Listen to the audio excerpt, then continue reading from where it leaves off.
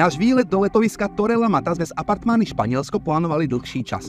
A tak to konečne vyšlo a my sme plní očakávania odleteli z upršanej Prahy do slnkom zaliatého Alicante. Z letiska sme sa transferom presunuli na parkovisko. Tam už na nás čakalo auto, vďaka ktorému sme sa po vode dostali z bodu A do bodu B. A za necelých 40 minút sme boli na mieste. Z veľkého výberu apartmánov sme dostali tento a musím povedať, že nám vyhovoval úplne perfektne. Najmä vďaka veľkej terase s bočným výhľadom na more, ktoré bolo vzdialené len asi 2 minúty pešo od nášho bytu.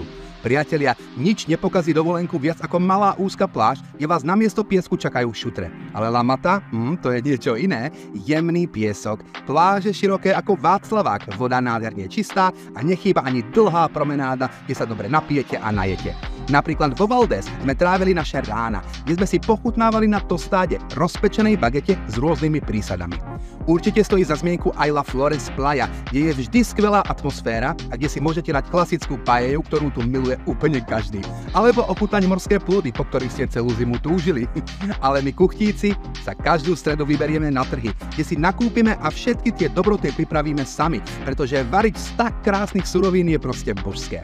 A ak by sa vám zdalo, že sa začínate nudiť, počkajte si na večer, pretože ako by povedala Helenka Vodráčková, čaká vás dlouhá noc. A mám pre vás jeden nezabudnutelný tip. Počkajte si až do rána a vychutnajte si východ slnka, pretože to sú chvíle, na ktoré budete spomínať celý život. Ďakujeme apartmány Španielsku za tento úžasný trip, nové priateľstvá a inšpiratívne okamihy. Čau!